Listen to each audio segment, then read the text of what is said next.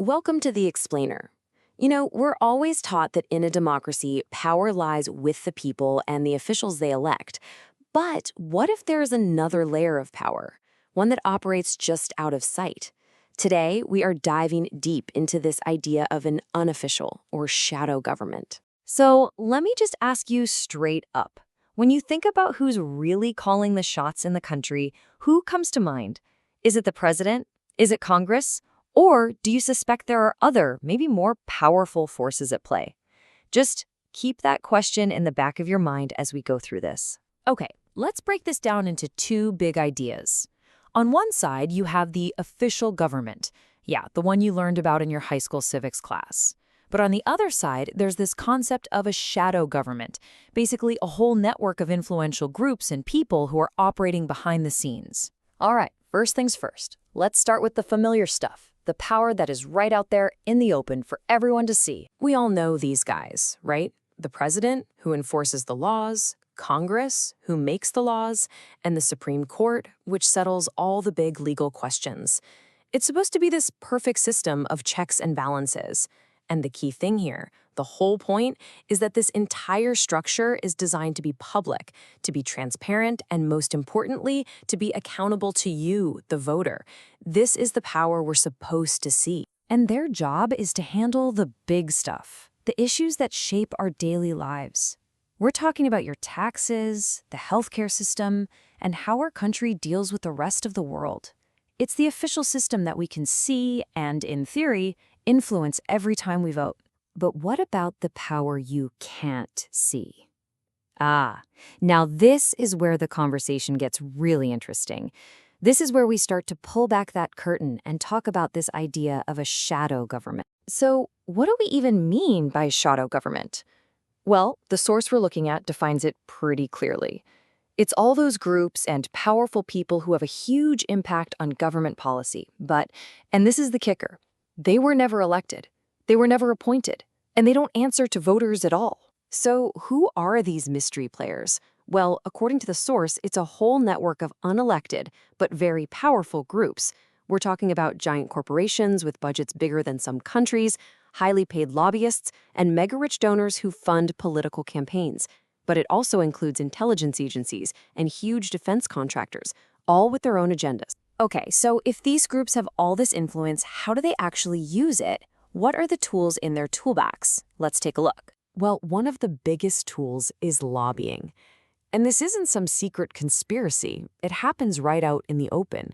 Huge companies and special interest groups literally hire professionals to go and persuade lawmakers to pass laws that are good for their business. It's a massive, multi-billion-dollar industry. And then there's this thing that people call the revolving door. It works like this. Someone has a powerful job inside the government. Then they leave that job for a super high-paying gig in the private sector, a lot of times in the very industry they used to regulate. And from there, they can use all their old government buddies and inside knowledge to influence policy from the outside. You can see how that raises some serious questions about who they're really working for. Now, we're about to get into some ideas from our source material that I gotta say feel a little more out there. So it's really important to keep that context in mind as we go into this next part. The author of our source, Gaynor-Fray, even says it himself with this question. Some of the claims about the shadow government's methods, well, they can sound like they're pulled straight from a science fiction movie. For example, the source talks about claims of some pretty wild secret technologies. Things like remote mind communication, yeah, basically a form of telepathic control, and even illegal energy weapons that can supposedly harm people from far away. But, and this is a really important but, the source doesn't just leave those claims hanging there. It actually connects them to very real documented government research into things like psychological warfare, behavior modification, and, of course, mass surveillance.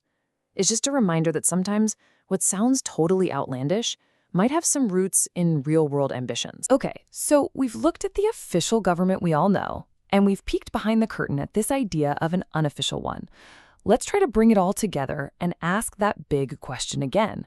Who is actually in charge? So let's just put these two side by side. Your official government? It's public. It's supposed to be accountable to voters. The shadow government, on the other hand, is all behind the scenes. It's not on any ballot. And that creates this real tension, right? Because while one group is making the official laws, the other group might be the one actually shaping what happens. And look, this isn't just about small-time stuff. The source makes the case that this hidden influence can play out on the world stage, potentially shaping everything from huge international trade deals to those massive, history-changing decisions about whether a country goes to war. The stakes are unbelievably high. I think in the end, it all comes down to this one simple but really powerful idea from the source material. Power isn't always where it appears to be. What you see on the nightly news, that might only be half the story. So, what's the point of all this? The crucial thing to take away is the importance of being aware. Whether you buy into all these ideas or not, the real challenge this leaves us with is a question. How do we, as citizens, stay informed, think for ourselves, and just keep asking the right questions about where power really comes from?